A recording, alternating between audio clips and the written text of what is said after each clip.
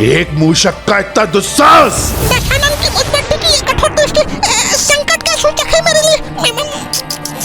मूषक जी को दशानन से कैसे सुरक्षित करूं मैं? इस विशालकाय दशानन से इस प्रकार उलझना उचित नहीं। मुझे अपनी दिशा परिवर्तित करनी होगी।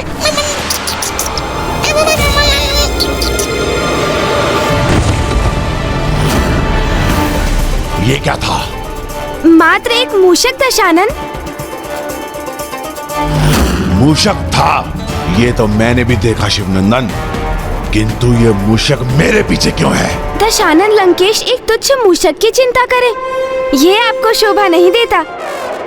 आप निश्चिंत रहें, यदि वो पुनः प्रकट हुआ तो मैं ही उसका उपाय कर दूंगा। किंतु आप तो अपने वचन पर स्थिर रहिए, मुझे आगे की कथा सुनाइए। बताइए मुझे, जब सूर्यपुत्र शनि की तपस्या भंग हुई तो फिर क्या हुआ? उनकी तपस्या भंग होने पर जहां एक और शनि अपने क्रोध पर नियंत्रण ना रख पाए, वहीं दूसरी ओर देवी मंदा उनका क्रोध देखकर भयभीत और स्तब्ध थी।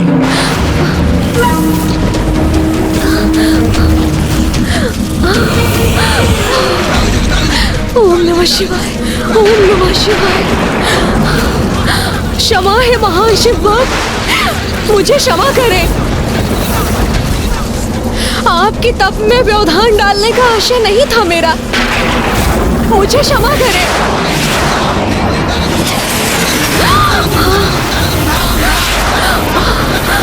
इन शिव भक्त के कोप का प्रवाह कैसे सहूंगी मैं?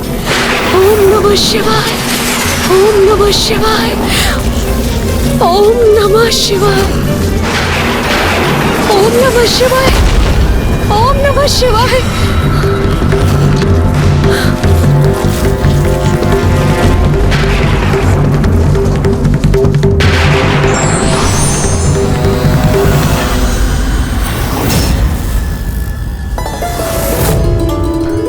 अद्भुत, मुझे आहत नहीं किया इन तेजस्वी शिव भक्त ने, अपितु अपने प्रभाव से इस झाड़ीदार पौधे को मुझसे दूर किया जो मुझे कष्ट पहुंचा रहा था।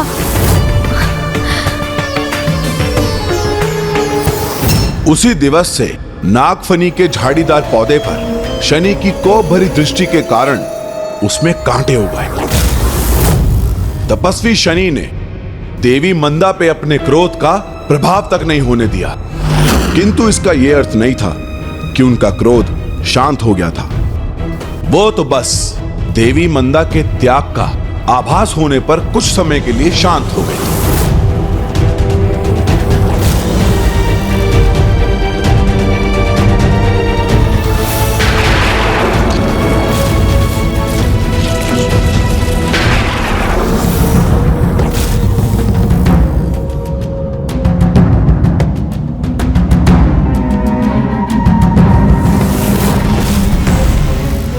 इस पौधे को अपनी पृष्ठ पर लेकर इन देवी ने इसे मुझ तक पहुंचने से रोका, जिससे ये मुझे कोई हानि न पहुंचा सके। मुझे ज्ञात है देवी, यदि आप मध्य में ना आती तो ये पौधा मुझे कष्ट पहुंचाता। कौन है आप? हे तपस्वी, मैं मंदा हूँ, गंधर्व राज चित्रसेन की पुत्री। जिस दिवस से मैंने आपको यहाँ तपस्या करते हुए देखा है, मैं आपकी सेवा करने के लिए प्रेरित हो गई हूँ। किंतु एक राजकुमारी ने इतना कष्ट क्यों किया? क्यों राजभवन के सुख और ऐश्वर्यों का त्याग करके एक साधारण सी सेविका की भांति एक अपरिचित तपस्वी की सेवा करती रही?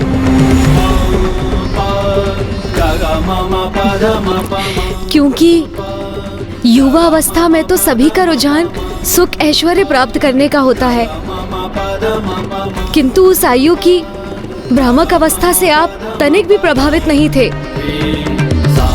आपने तो सभी सुखों का परित्याग कर शिव भक्ति कर प्रभु की तपस्या का मार्ग चुना।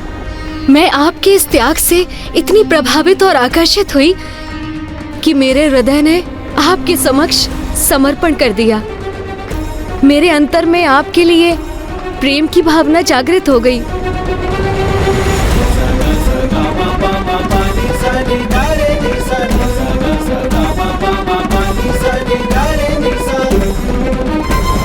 अवश्य कोई स्वप्न देख रहे हो तुम, अन्यथा तुम्हारे समान तपस्वी से कोई भला कैसे प्रेम कर सकता है जिसे स्वयं के क्रोध पर ही नियंत्रण नहीं है। मैं तुम्हारा मन तुम्हें सचेत कर रहा हूँ, स्पष्ट बता रहा हूँ तुम्हें कि ये वास्तविकता नहीं है, अपितु स्वप्न है। प्रेम स्वप्न नहीं सत्य है, जिसे मन नहीं अपितु हृदय समझता है। और आज प्रेम स्वयं तुम्हारे समक्ष उपस्थित है।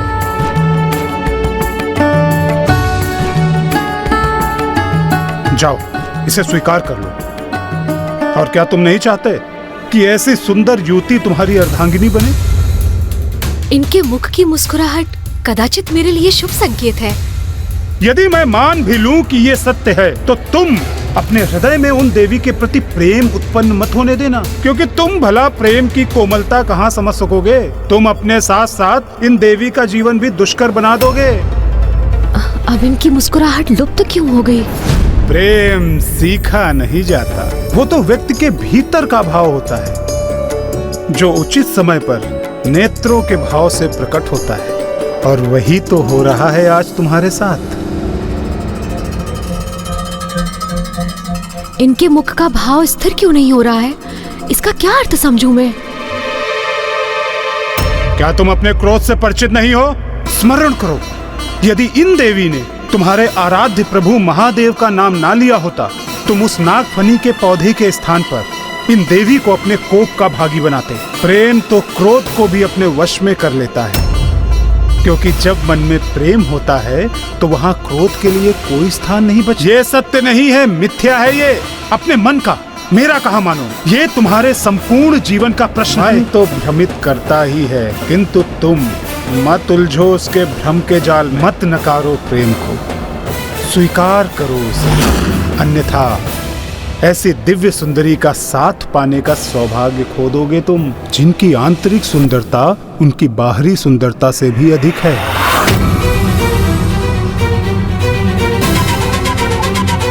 नहीं, तुम उस पर ध्यान मत दो, मेरी बात सुनो। दो जीवनों का भविष्य निर्भर है तुम पर, अपने हृदय के भावों द्वारा संचालित। नहीं, मेरी बात सुनो, अपने प्रेम को स्वीकार करो, क्योंकि ये तो मात्र और मात्र प्रेम का ही प्रश्न है। नहीं, तुम उस पर ध्यान मत दो, मेरी बात सुनो। दो जीवनों का भविष्य हृदय के भावों द्वारा संचालित। नहीं, मेरी बात सुनो, अपने प्रेम। नहीं, तुम उस पर ध्यान मत दो, मेरी बात। जीवनों का भविष्य निर्भर है। नहीं, तुम उस पर ध्यान मत दो, मेरी बात। नहीं, तुम उस पर ध्यान मत दो, मेरी बात। दो जीवनों का भविष्य निर्भर हृदय के। नहीं, तुम उस पर ध्यान मत दो, मेरी बात।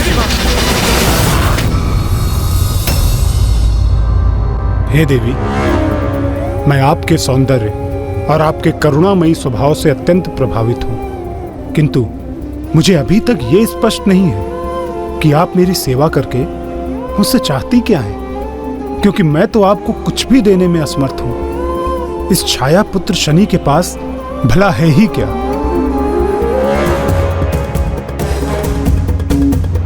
किंतु मुझे तो आपसे कुछ प्राप्त करने की अपेक्षा ही नहीं है।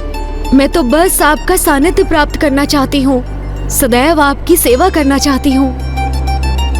आप जैसे प्रभु भक्ति में लीन तपस्वी का सानिध्य प्राप्त करना ही मेरे लिए विशेष होगा, और इससे अधिक और कुछ नहीं चाहिए मुझे। मैं आपके इन विचारों से अत्यंत प्रभावित हूँ, किंतु आपको कदाचित ज्ञात नहीं, मैं कोई महान तपस्वी नहीं हूँ, अपितु अपनी माता की आज्ञा का पालन करके अपने क्रोध को नियंत्रित करने हेतु भगवान महादेव की तपस्या कर रहा हूँ, जिससे मैं अपनी माँ के निकट लौटकर उनके पुत्र पुकारे जाने का अधिकार पुनः प्राप्त कर सकूं। उद्देश्य कुछ भी हो, किंतु कठोर तपस्या करने में सक्षम हैं आप। मेरे मन में आपके प्रति प्रेम जागृत होने के लिए बस यही पर्याप्त है। इसलिए यदि आप मुझे स्वीकार करने की कृपा करें तो मैं आपका उपकार मानूंगी।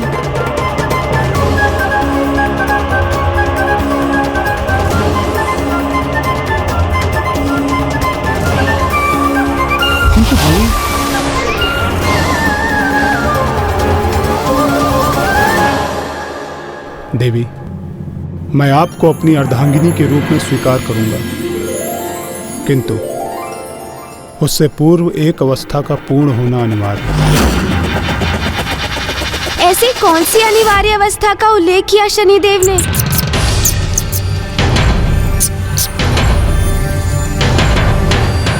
आप रुक क्यों गए दशानन? बताइए ना, देवी मंदा से क्या कहा उन्होंने? शनिदेव ने देवी मंदा से विवाह के लिए जो अवस्था रखी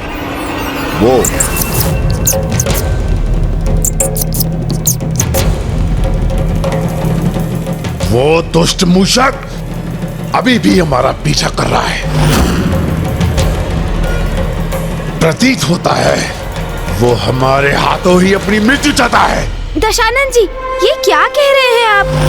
आपके हाथों में महादेव के आत्मलिंग है, इसलिए हिंसा के ऐसे अशुभ वचन मत कहिए। जाने दीजिए उसे। होगा कोई अज्ञानी मूषक जिसे इतना भी ज्ञान नहीं कि कंकड़ पत्थर के मध्य से निकलने पर बहुत ध्वनि होती है,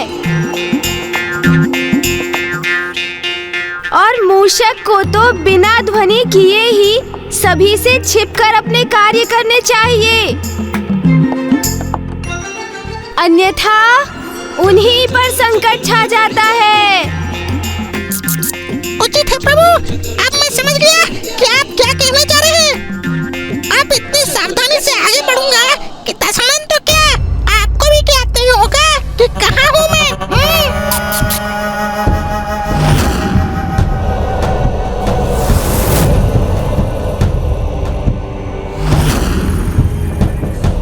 मुझे ज्ञात है वो दंड मूषक अवश्य यहीं कहीं छिपकर हम पर अपनी दृष्टि साध रहा है, तो सर्वप्रथम उसका अंत करना ही उचित होगा।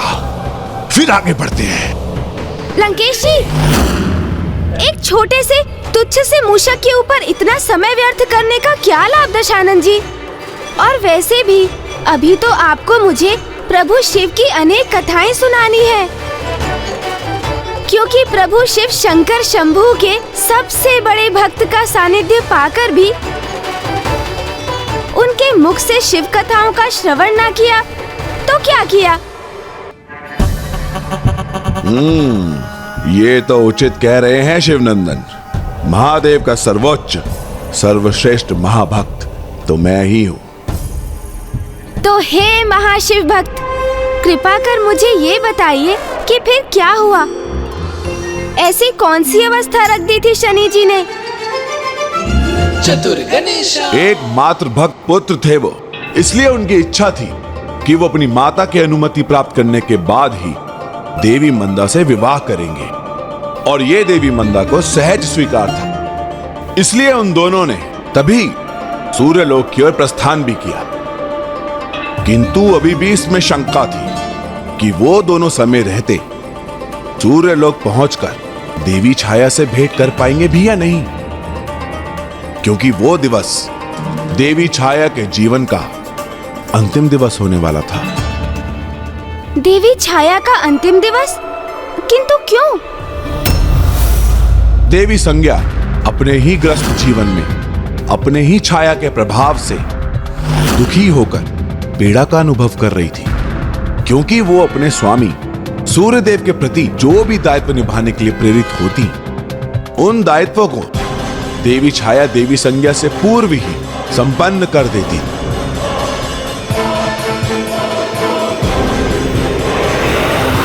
देवी छाया,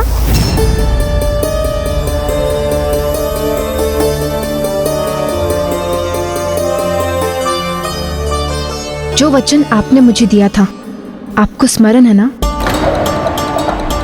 आपकी छाया होने के नाते आपके प्रत्येक आदेश का पालन करना मेरा धर्म है। आपको मेरे पति और संतानों के प्रति मेरे सभी दायित्व निभाने होंगे। मेरे पति सूर्यदेव के साथ आपको गृहस्थ जीवन का निर्वाह करना होगा। समस्त संसारिक सुख देने होंगे आपको उन्हें। यही मेरी आज्ञा है। जब मैंने आपको अपना दायित्व सौंपा था, तब हमारे मध्य में क्या स्थिर हुआ था, आपको स्मरण है ना? और जब मैं यहाँ लौटूं, तो आपको पुनः मुझ में समाहित होना होगा, और आपको मुझे एक और वचन देना होगा कि हमारे इस संवाद की सूचना किसी को नहीं होनी चाहिए। मैं आपको वचन देती हूँ। मुझे स्मरण है देवी संज्ञा।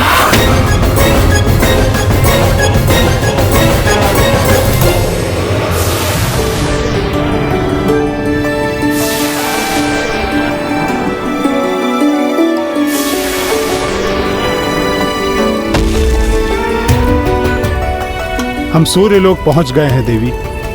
अब भवन के अंदर प्रवेश करते ही मेरी भेंट मेरी माँ से होगी।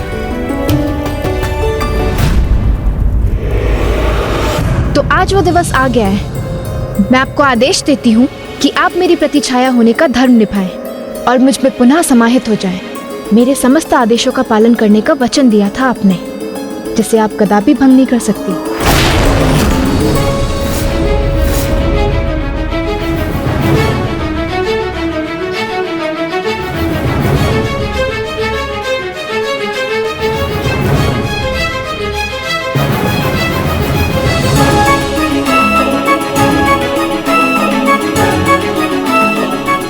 मैंने आपको अपनी अर्धांगिनी के रूप में स्वीकार किया है देवी छाया, किंतु यह भी सत्य है कि आप इन्हीं की देवी संज्ञा का ही एक भाग है। इसीलिए अब यही उचित होगा कि आप देवी संज्ञा में पुनः समाहित होकर अपने वचन का पालन करें।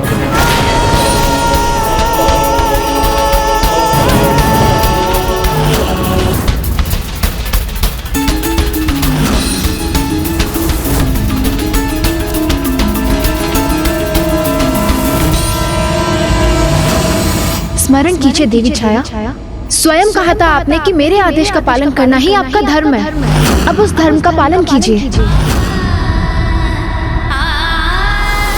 अवश्य देवी संज्ञा, आपकी छाया होने के नाते आपके प्रत्येक आदेश का पालन करना मेरा धर्म है। कहिए, आपका क्या आदेश है? मेरे यहाँ लौटने तक आपको देवी संज्ञा बनकर यहाँ रहना होगा, और जब मैं यहाँ लौटूं तो आपको पुनः मुझ में समाहित होना होगा। मुझे विश्वास हो गया है कि अब यहाँ किसी को मेरी आवश्यकता नहीं, इसलिए मैं अपना वचन निभाने के लिए प्रस्तुत हूँ।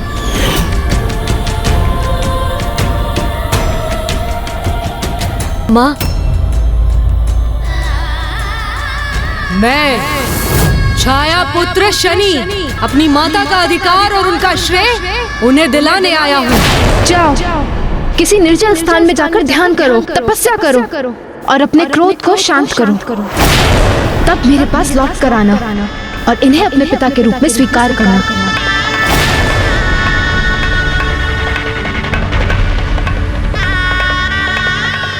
किंतु मुझे इतना समय तो दीजिए कि मैं अपने पुत्र का तप संपन्न होने और उसकी यहाँ लौटने की प्रतीक्षा कर सकूं। मुझे आभास हो रहा है कि वो शीघ्र ही यहाँ लौटने वाला है।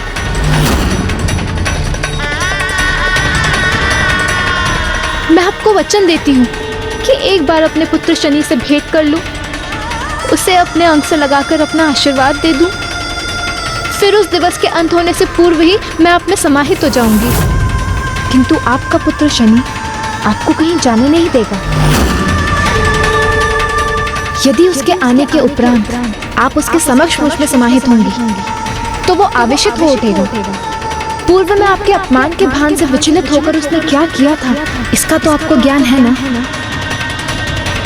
और वो पुनः मुझे अपनी माता और स्वामी को अपना पिता मानने से अस्वीकार कर देगा।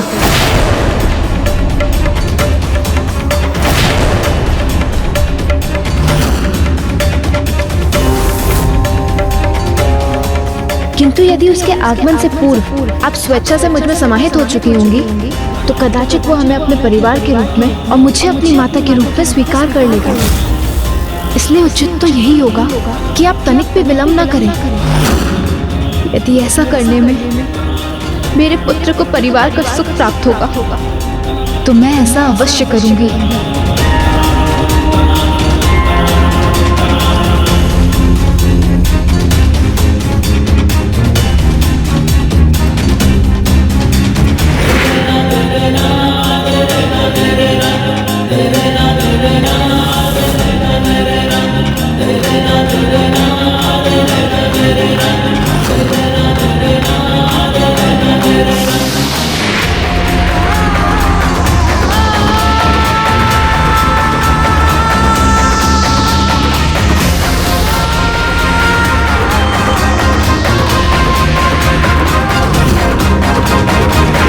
माँ, माँ, माँ,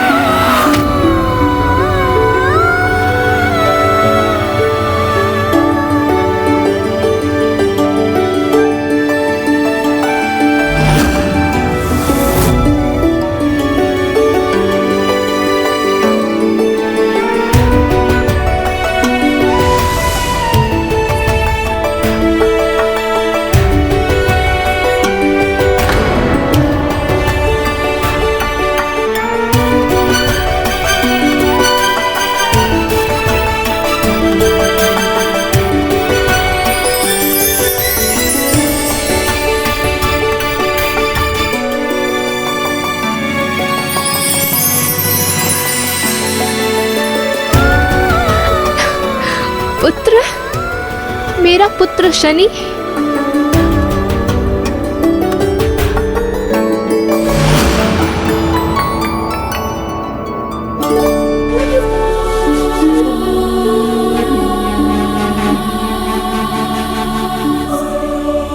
प्रणाम पिताजी, प्रणाम माता संज्ञा।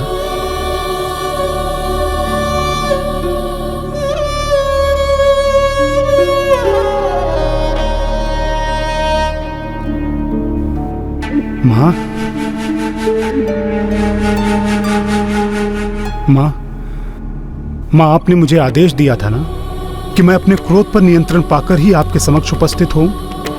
तो उस दिवस से आज तक मैं गहरे ध्यान में रहा और अपने उस दीर्घकालीन तप के उपरांत अब मुझे विश्वास हो गया है माँ कि मैंने अपने क्रोध पर नियंत्रण पा लिया है। माँ, क्या आप मुझे स्वीकारेंगी?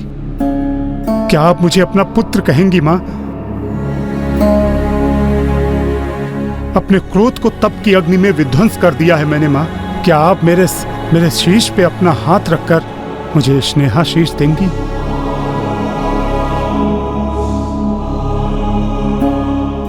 जाइए देवी छाया, आपका पुत्र आपको पुकार रहा है, आशीर्वाद दीजिए उसे।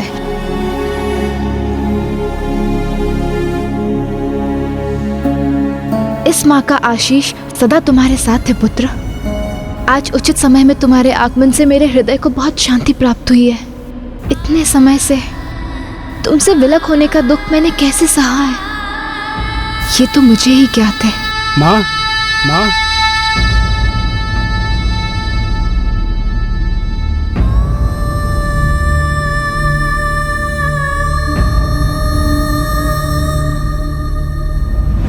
तो अंततः मातृभक्त पुत्र शनि जी को उनकी माता की ममता का सुख पाने का अवसर प्राप्त हो ही गया।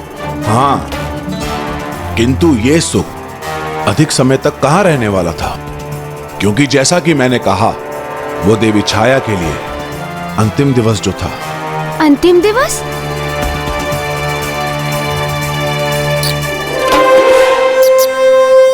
प्रभु, यही उचित समय है। अभी नहीं। अभी मुझे ये रुचिकर कथा सुननी है मूषक जी। चतुर गणेश लंकेश जी, अंतिम दिवस? किंतु क्यों? क्या शनि जी भी अपनी माता को रोकने में असमर्थ रहे? और फिर अभी तो शनि जी का विवाह होना भी तो शेष था। लंकेश जी, लीजिए, जल ग्रहण कीजिए।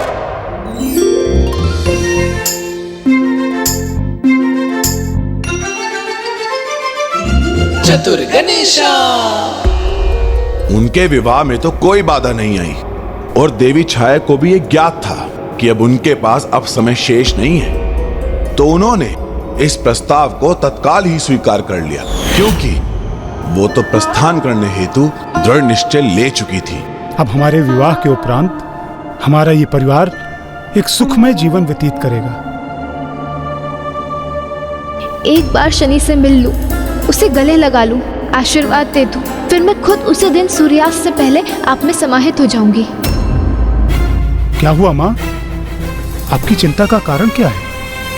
शनि, मेरे पुत्र, तुम सदा अपने पिता और माता संज्ञा का सम्मान करना, अपने भ्राताओं और बहनों को प्रेम करना, उनका ध्यान रखना। अवश्य करूंगा माँ, किंतु आप ऐसा क्यों कह रही हैं जैसे कि आप हमसे दूर जाने वाली हैं?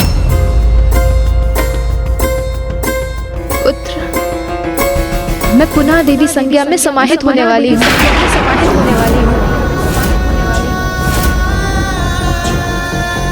नहीं माँ, कदापि नहीं। नहीं पुत्र, मुझे जाना ही होगा। नहीं माँ, नहीं, मैं आपको स्वयं से दूर नहीं जाने दूंगा माँ। मैं आपको कहीं जाने नहीं दूंगा माँ, कहीं जाने नहीं दूंगा। मैं देवी संज्ञा की छाया ही तो थी, इसलिए मुझे पुनः उनकी छाया का रूप धारण करना होगा।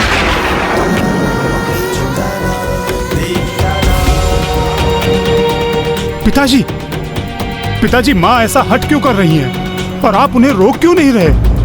क्या कारण है पिताश्री? आपने माँ से कुछ कहा है क्या?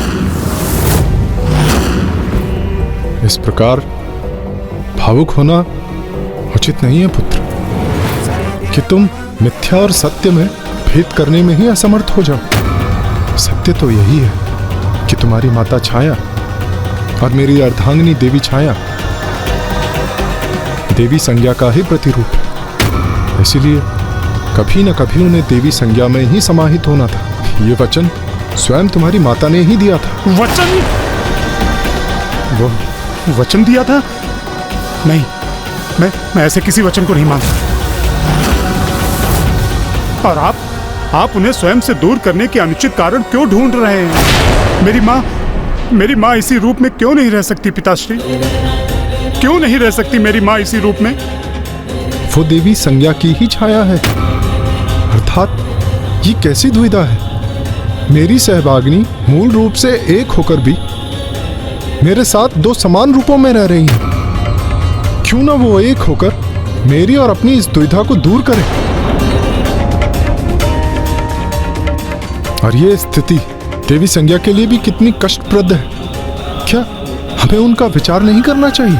उनकी स्थिति, उनकी पीड़ा का विचार क्यों करूं मैं, जिन्होंने स्वयं अपने स्वामी को मेरी मां को सौंपा था?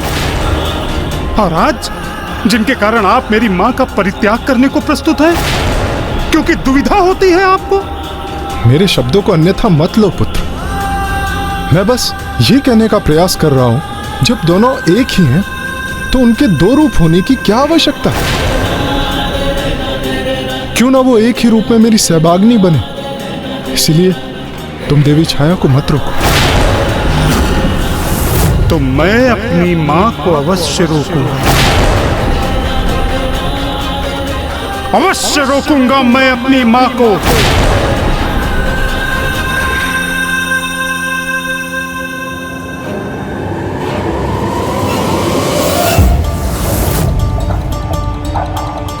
मैं अपनी मां को अवश्य रोकूंगा। और यदि आपको यह स्वीकार नहीं, तो आपको मुझे अपना पुत्र कहने का कोई अधिकार नहीं।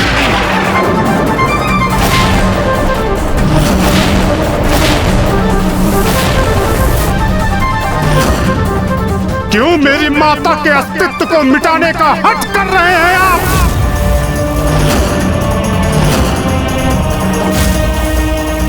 कोई नहीं मिटा रहा तुम्हारे माँ के अस्तित्व को। देवी छाया का अस्तित्व मेरी छाया के रूप में ही था।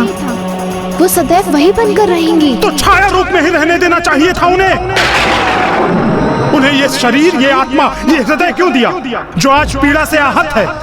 और मेरे लिए वो छाया नहीं है, मेरी माँ है। माँ, मेरे पिता की अर्धांगिनी है वो। और आज आपको उनसे समस्या हो रही है। तो इसका विचार आपने उस समय क्यों नहीं किया जब आपने उन्हें अपनी गृहस्थी सौंपी थी? वो मूर्त रूप ही क्यों प्रदान किया जिसे आज आप स्वयं नष्ट करने पर स्थिर हैं? वो मेरी भूल थी, और तब जो मुझसे भूल हुई थी उसे मैं आज सुधार रही हूँ पुत्र। भूल? तो अब मेरी माँ मात्र भूल है आपके लिए? क्रोधित मत हो पुत्र, मैं भी तुम्हारी माता ही। नहीं, कुछ नहीं है आप मेरी।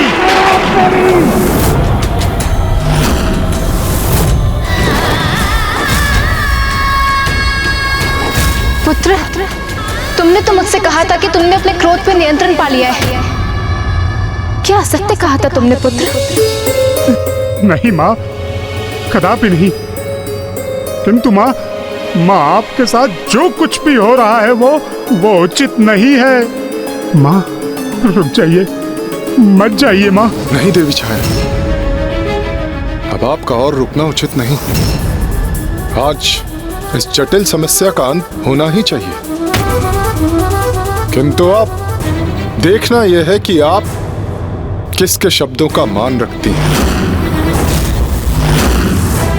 अपने स्वामी का आदेश मानती है या अपने पुत्र का?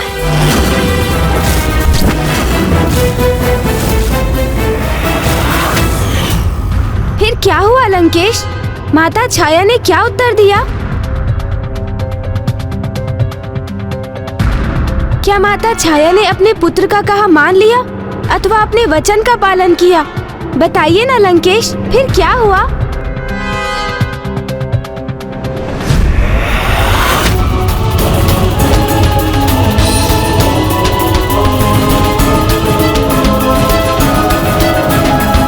शनिदेव तो अपनी माता का आशीर्वाद लेने पहुंचे थे, किंतु देवी संज्ञा और सूर्यदेव ने जब देवी छाया को उनके द्वारा पूर्व में दिए गए वचन का स्मरण दिलाकर देवी छाया को विवश किया तो परिस्थिति कुछ विकटपूर्ण हो गई। अपने वचन का स्मरण अवश्य करिएगा देवी कि जिस दिवस आपकी अपने पुत्र से भेंट होगी उस दिवस के अंत के पूर्व आप स्वयं देवी संज्ञा में समाहित होंगे।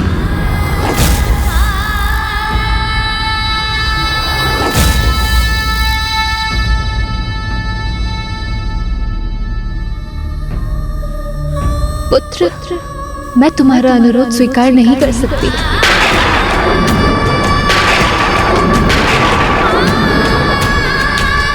क्योंकि मेरे लिए मेरे स्वामी का आदेश सर्वोपरि है। मैं उनकी आज्ञा की अवहेलना नहीं कर सकती। स्वयं तुम्हारा अस्तित्व भी तो इन्हीं से है, तो इनके आदेश को नकार कर मुझे रोकने का क्या अधिकार है? नहीं माँ, आप ऐसा नहीं करेंगी माँ। पुत्र, अपना ध्यान रखना।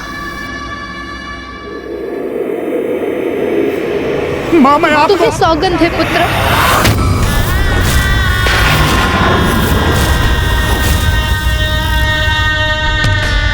अब तुम मुझे नहीं रोकोगे। जाने दो मुझे।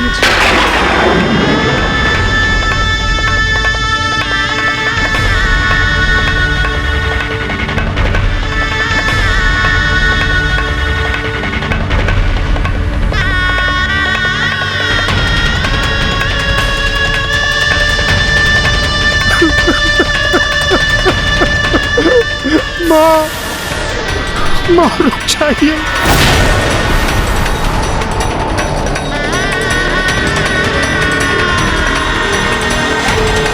और देखते ही देखते शनि जी के समक्ष, अपने पुत्र के समक्ष देवी छाया ने एक छाया का रूप धारण कर देवी संज्ञा में विलीन हो गई।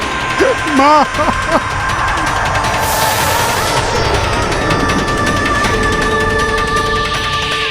माँ,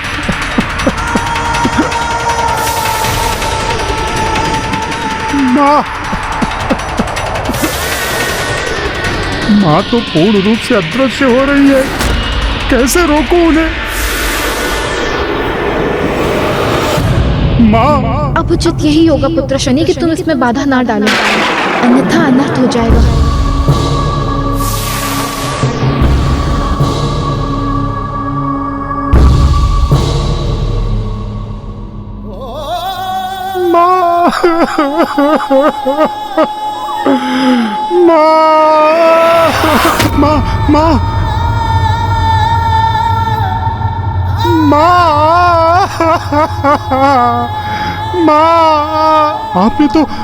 आपने तो कहा था कि एक बार मैं अपने क्रोध पर नियंत्रण पालूं तो आप मुझे पुनः स्वीकार कर लेंगी माँ, मेरे साथ रहेंगी। किंतु ये कैसा साथ है माँ? न आपका स्पर्श है, न आपका आशीष है, और न ही आपकी ममतामयी आंचल की छांव का आनंद ले सकता हूं मैं माँ। मुझे क्यों छोड़ के चली गई माँ? माँ,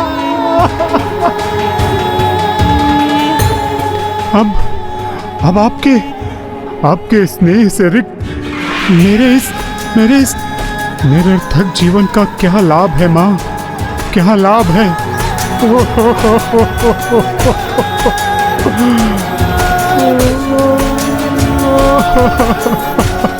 स्वामी, संभालिए अपने आप को। संभालिए अपने आप को स्वामी। स्वामी, माँ,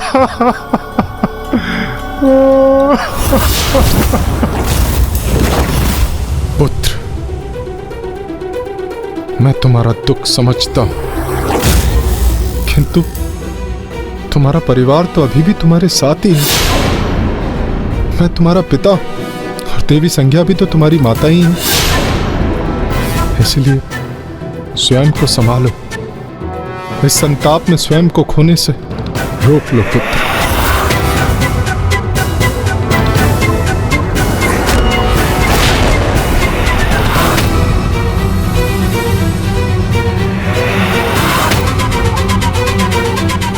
आपको मुझे नहीं, उन्हें रोकना चाहिए था।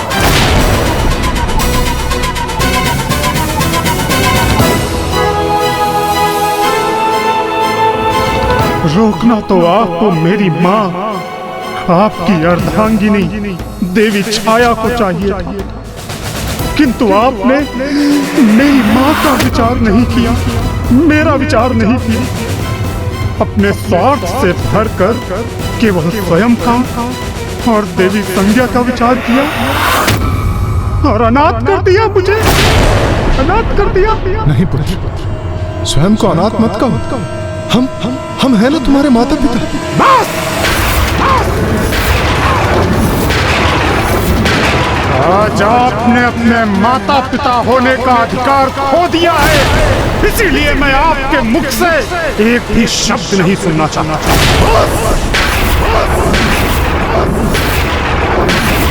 बहुत सुन चुका हूं मैं तुम्हारा प्रलाप, बहुत हुआ तुम्हारा क्रोध प्रदर्शन, बहुत सह चुका हूं तुम्हारा ये व्यर्थ का अहंकार। और वैसे भी तुम्हारे इस अहंकार का क्या आधार है? जब भी यहाँ आते हो एक नवीन विस्फोटक स्थिति उत्पन्न कर देते हो।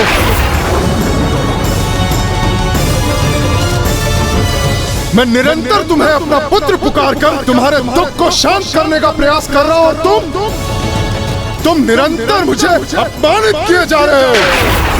जैसे तुमसे महान तो कोई है ही नहीं, तुमसे महान तो कोई है ही नहीं। तो बताओ मुझे ऐसा क्या गुण है तुम्हारा जिसके कारण तुम स्वयं को इतना असाधारण मानते हो?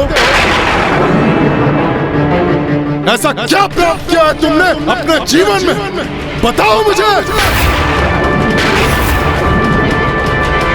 देखो, मुझे देखो, मैं प्रतिदिन एक भीषण विलंब किए बिना उचित समय पर जगत की सेवा के लिए उपस्थित होता हूँ। सभी को मेरी ही ऊर्जा से प्राण शक्ति प्राप्त होती है, इसीलिए एक प्रकार से सृष्टि को गतिमान रखने में मेरी भूमिका है। और तब भी मुझे कोई अभिमान नहीं। और तुम क्या हो? तुम आज तक किसी विशेष योग्यता का परिचय नहीं दिया तुमने, फिर भी ज्ञात नहीं किस बात का तुम्हें इतना अभिमान, इतना दम है। बताओ मुझे, अस्तित्व ही क्या है तुम्हारा देवी छाया और मेरे पुत्र होने के अतिरिक्त?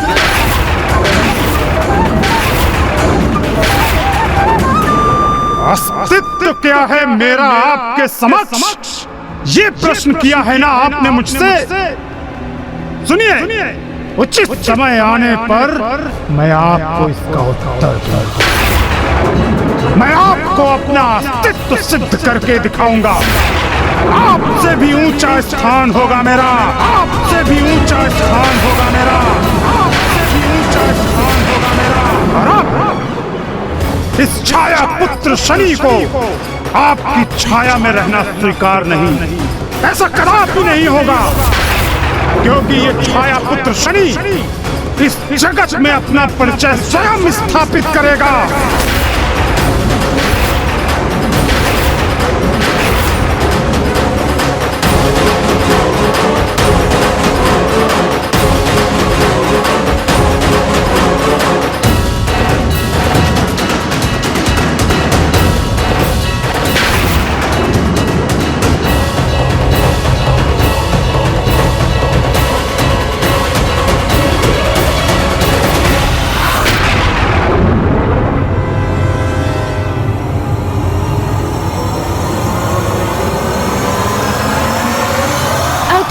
इतने घोर तप के उपरांत भी शनि जी का क्रोध उनके नियंत्रण में नहीं आया था? क्रोध तो उनके स्वभाव का भाग था गणेश जी, जो उन्होंने अपने माता के गर्भ में प्राप्त किया था। और माता के गर्भ में रहते हुए जो अनुभव शिशु को होते हैं, उन प्रभाव से जिस प्रकार शिशु के व्यक्तित्व का विकास होता है, वही उसका संपूर्ण जीवन के लिए उसका मूल और स्थायी स्वभाव बन जाता है। इसलिए शनि का मूल स्वभाव था क्रोध। इसलिए जब कोई स्त्री गर्भवती हो, मातृत्व का सुख प्राप्त करने जा रही हो, तब उसके वातावरण का विशेष ध्यान रखना चाहिए। उसे उत्तम विचार, सुमधुर ध्वनियों का श्रवण और पौष्टिक भोजन प्राप्त होने चाहिए। उसके समस्त अनुभव प्रसन्नतापूर्ण होने चाहिए। और उससे भी अधिक महत्वपूर्ण है कि गर्भवती स्त्री को कभी भी उपवास नहीं रखना चाहिए, क्योंकि भूख क्रोध का सबसे बड़ा कारण है।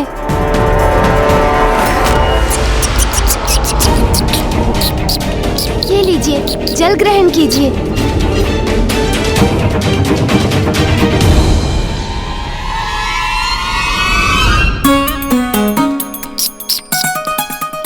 प्रभु अनुमति दे दो, अब मैं आगे बढ़ूं और धकेल दूं इस लंकेश को। यही उचित अवसर है मूषक जी। प्रभु।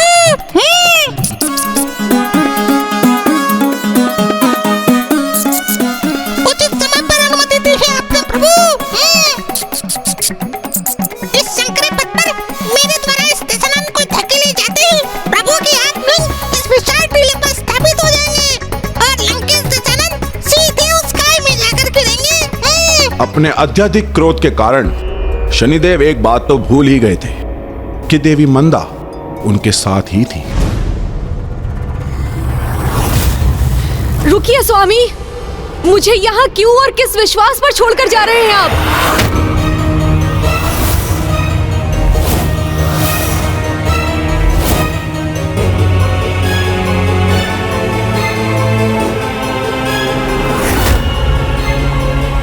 क्या मेरा भी वही परिणाम होगा जो आपकी माता का हुआ था?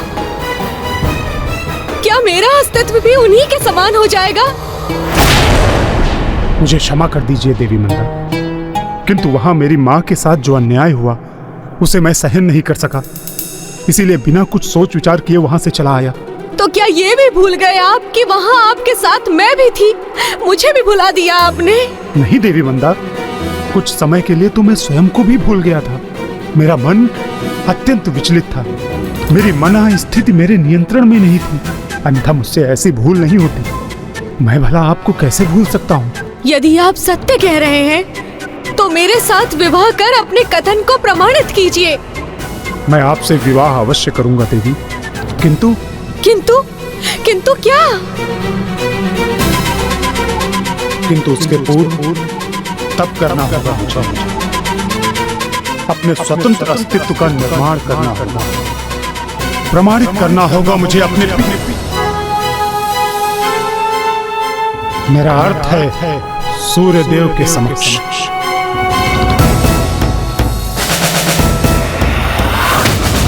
स्वयं महादेव ने मेरी माँ को मेरे तेजस्वी होने का वरदान दिया था। तो मैं तुम्हें वरदान देता हूँ, तुम्हें एक तेजस्वी पुत्र प्राप्त होगा जो जगत में शनि के नाम से विख्यात होगा। अब महादेव ही मेरा मार्गदर्शन करेंगे, मुझे उचित मार्ग दिखाएंगे। और मुझे पूर्ण विश्वास है कि इस कठोर तप के उपरांत मैं इतना शक्तिशाली और महान बनकर वापस लौटूंगा जिसकी कल्पना करना भी सूर्यदेव के लिए कठिन होगा। इसलिए देवी, मुझे तपस्या पर जाना अत्यंत आवश्यक है। फिर मेरा क्या होगा? एक और नवीन कारण ढूंढ लिया मुझसे विवाह ना करने का। किंतु मैंने आपको अपना सर्वस्व मानकर आपकी सेवा की, आपकी पूजा की।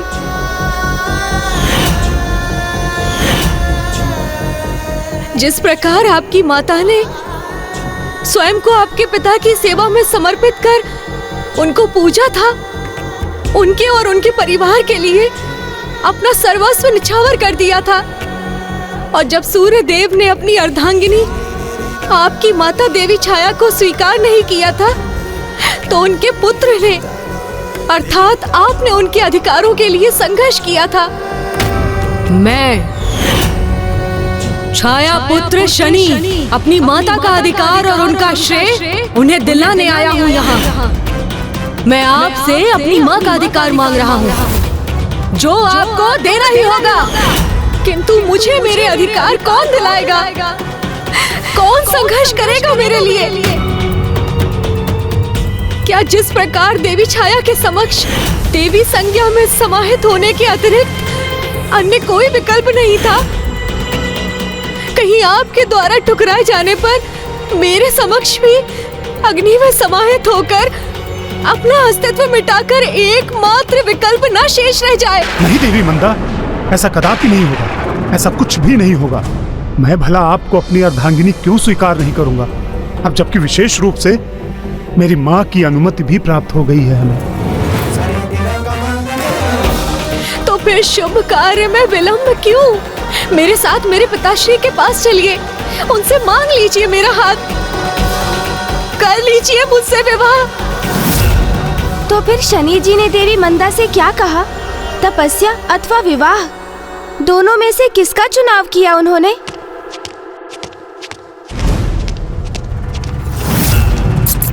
यहाँ छुप जाता हूँ।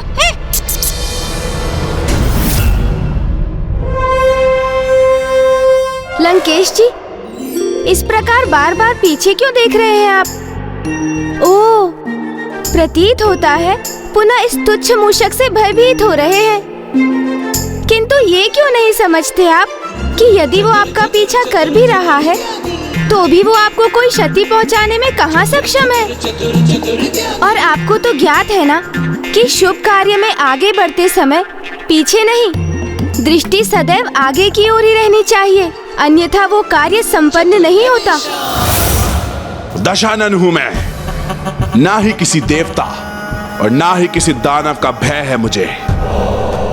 वो एक तुच्छ सा मूषक, वो क्या भयभीत करेगा मुझे? चलिए आगे बढ़ते हैं। हाँ, आप अपनी कथा किसी भी कारण से मत रोकिए। अच्छा फिर बताइए, आगे क्या हुआ? क्या शनि जी ने देवी मंदा का प्रस्ताव स्वीकार कर लिया? शनि जी को देवी मंदा का प्रस्ताव को स्वीकार करना ही था और देवी मंदा की संतुष्टि के लिए उन्होंने गंधर्व राज चित्रसेन से उनकी अनुमति और आशीष प्राप्त कर देवी मंदा से विवाह कर लिया। और विवाह उपरांत देवी मंदा एक सुंदर वैवाहिक जीवन की कल्पना कर रही थी। किंतु शनि जी के मन में तो प्रभु शिव जी की ही तपस्या थी और उसी तपस्या के कारण शनि देव के साथ ऐसा कुछ घटित हुआ जिसके कारण उनका जीवन पूर्ण रूप से परिवर्तित हो गया।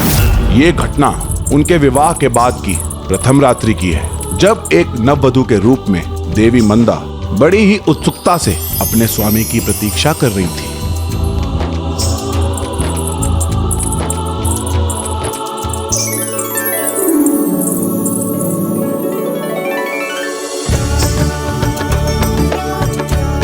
अब स्वामी किसी भी समय यहाँ आते ही होंगे।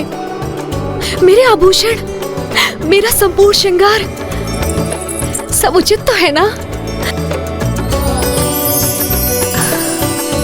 मेरी तो यही इच्छा है कि मेरे स्वामी मुझे जब भी देखे तो बस मंत्र मुग्ध हो जाएं। मैं तो कब से मंत्र मुग्ध हूँ प्रिय।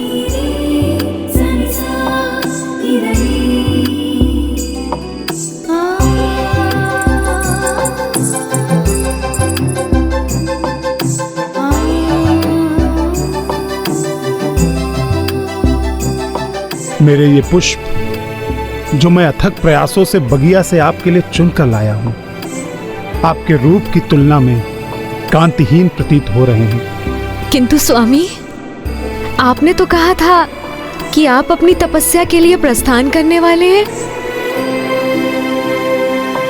हाँ देवी, तपस्या के लिए जाना तो अवश्य है, किंतु कुछ क्षण आपके साथ बिताने के पश्चात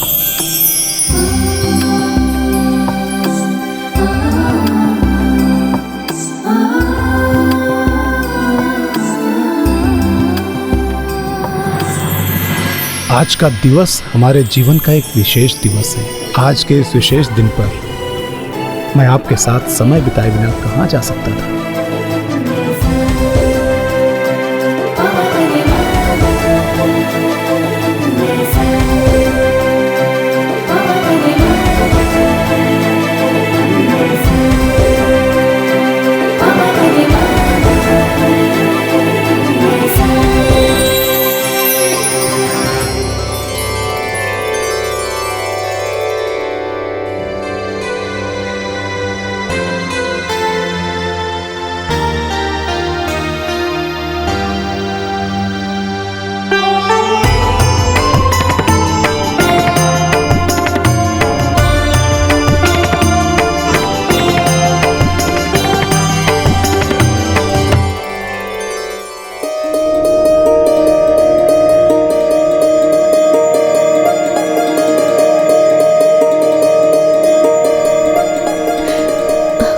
मैं भी किस कल्पना में खोई हुई थी।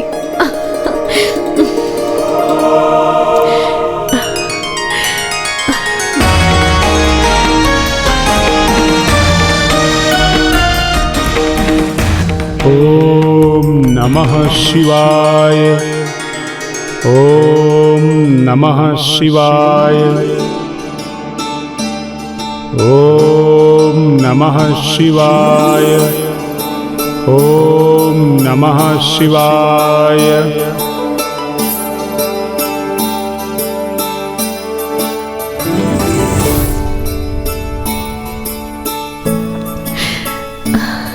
स्वामी अब अवश्य मेरी ओर मुख करेंगे और मुझे देखेंगे।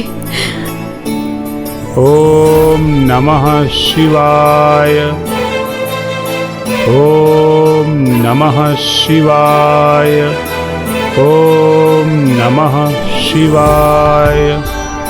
ओम नमः शिवाय।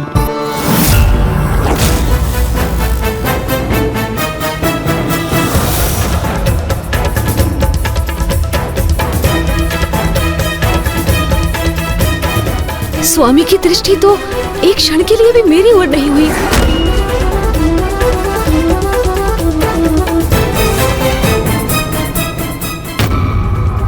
शनिदेव महादेव की भक्ति में रमने तो तत्पर थे, जबकि देवी मंदा अपनी डूबती आशाओं और आहत होती भावनाओं से दुखी व पीड़ित थी। देवी मंदा अपने स्थान पर उचित थी और शनिदेव अपने स्थान पर। कुछ अनुचित था तो मात्र उस समय की परिस्थिति। कदाचित इसीलिए कहा जाता है कि अपने क्रोध के कारण हम स्वयं अपना ही अनिष्ट कर लेते हैं। कारण कोई भी हो, किंतु स्वयं पर क्रोध का अधिक प्रभाव कदापि नहीं होने देना चाहिए। प्रतीत होता है मेरे कथा वाचन से आपको उचित सीख प्राप्त हो रही है गणेश जी। ऐसी कथाओं का मात्र श्रवण करना अथवा उन्हें किसी अन्य को सुनाना व्यर्थ हो जाता है, यदि उनसे प्राप्त सीख का प्रयोग स्वयं अपने जीवन में ना किया जाए। आप क्या कहने का प्रयास कर रहे हैं शिवनंदन? अधिक कुछ नहीं, मैं तो मात्र इतना ही कह रहा हूँ कि आप महाज्ञानी महापंडित हैं। आपसे तो अभी बहुत कुछ सीखने का अवसर प्राप्त होगा मुझे। अब ये मूषक जी कहाँ गए? वो लंकेश पर प्रहार क्यों नहीं कर रहे? ये महाशय तो कथा से सीख लेने के स्थान पर निद्रा के प्रभाव में है, विश्राम कर रहे हैं।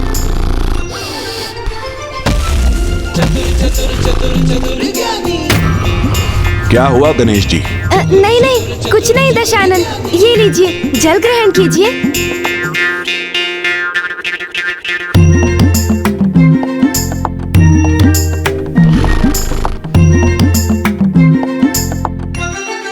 दशानन को इतने जल का पान करवा चुका हूँ मैं, किंतु अभी तक लंकेश को लघु शंका की आवश्यकता ही नहीं हुई।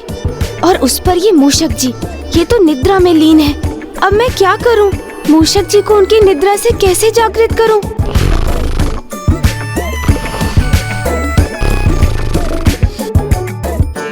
लंकेश जी, आगे बढ़ने के पूर्व हमें प्रभु का नाम लेना चाहिए। अब तो ऊंचे स्वर में चित्कार कर ही नहीं जगाना होगा। जय हो शिव शंकर शंभू। जय शिव शंकर शंभो। जय हो जय शिव शंकर शंभो। जय हो शिव शंकर शंभू। जय शिव शंकर शंभो। जय हो शिव शंकर शंभू।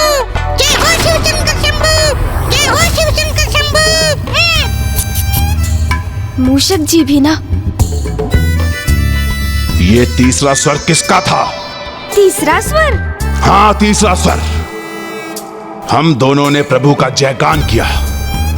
उसके बाद जिस स्वर में प्रभु का जयगान हुआ वही तीसरा स्वर। ओह, प्रभु का ही जयगान सुना ना आपने? तो फिर चिंता किस बात की? महादेव के भक्त तो सर्वत्र विचरण करते हैं। कोई यहाँ भी निकट कहीं होगा जिसने हमारे मुख से उनका जयगान सुन स्वयं भी भक्ति भाव से जयगान कर दिया होगा। एक तो महादेव की अनुपम कथा, और वो भी एक परम ज्ञानी, महापराक्रमी, परम वेद ज्ञाता एवं महादेव के परम भक्त लंकेश दशानन के मुख से। कितने भाग्यशाली होंगे ये पर्वत, ये पत्थर, जिन्हें आज मेरी भांति कथा सुनने का ये सौभाग्य प्राप्त हुआ है।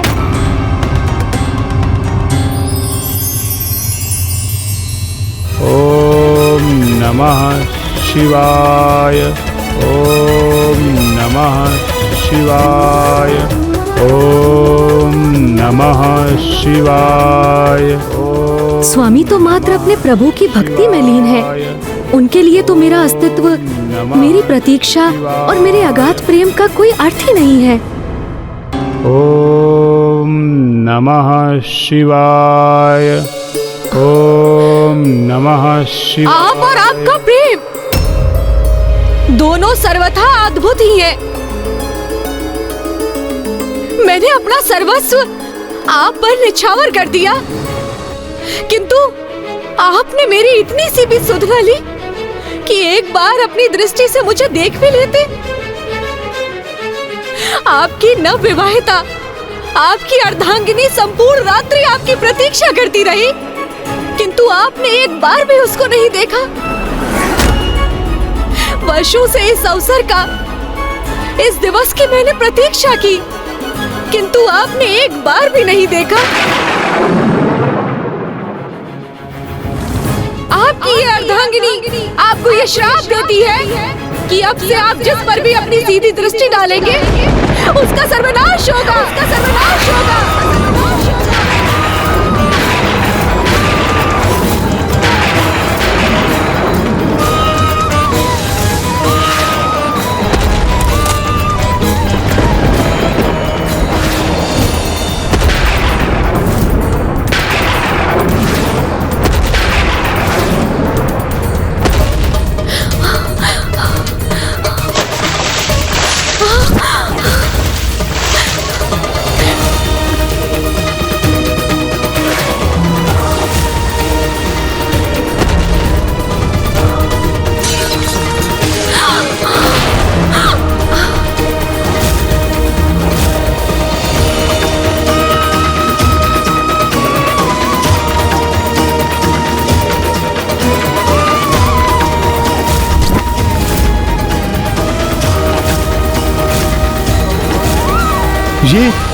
ये आपने क्या कर दिया देवी?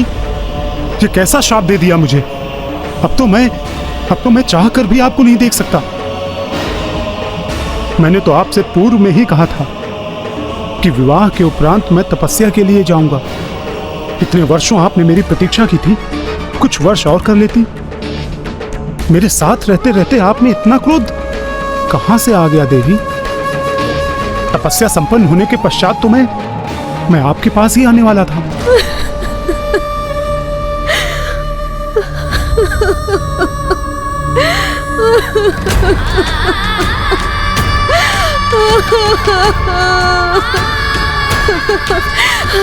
मैंने ये क्या कर दिया स्वामी? दुर्भाग्यवश ये मुझसे क्या हो गया?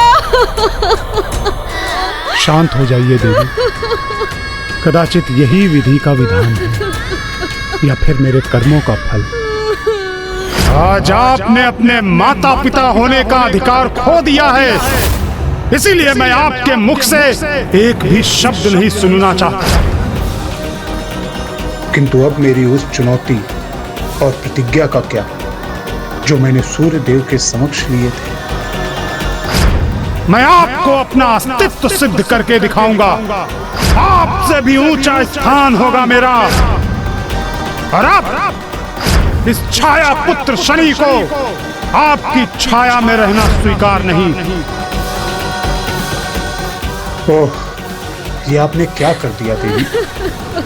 अब मैं इस श्राप के साथ जीवन कैसे बिताऊंगा, कैसे उन महान लक्ष्यों को प्राप्त करूंगा जिसके लिए मेरा जन्म हुआ है।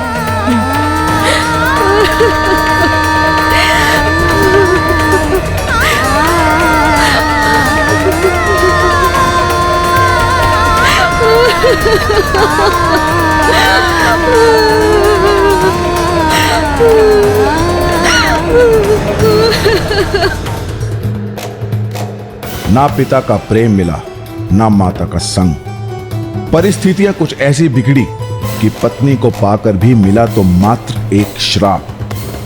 अभी तो और भी कई झंझावात आने शेष थे, शनि के जीवन में भी एवं शनि के कारण और भी कईयों के जीवन में भी।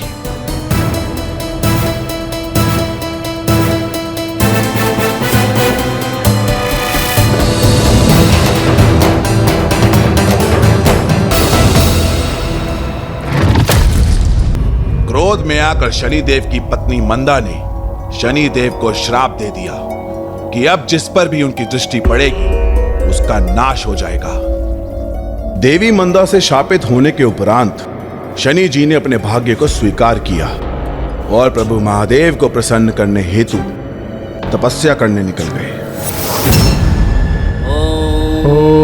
ओम नमः शिवाय। सुगंधिं पुष्टिवर्धनं नमः शिवाय। ओम नमः शिवाय। नमः शिवाय। सुगंधिं पुष्टिवर्धनं पूर्वारुकमिव बन्धनामृत्यैर्मुक्षीयमामृता। त्र्यम्बकं यजामहे सुगंधिं पुष्टिवर्धनं पूर्वारुकमिव बन्धनामृत्यैर्मुक्षीयमामृता।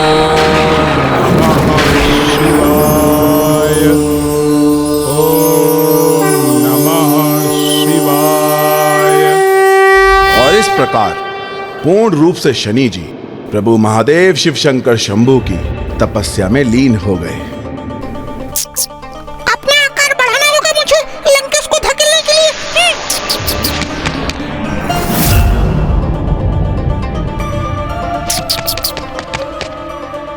कोई है यहाँ?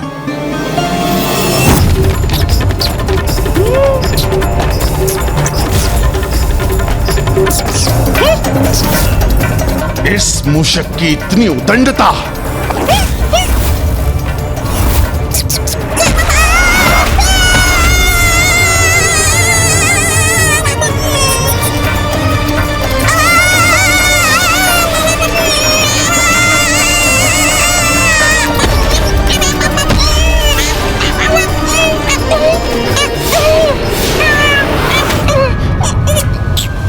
अब इस दुष्ट का अंत करूंगा मैं।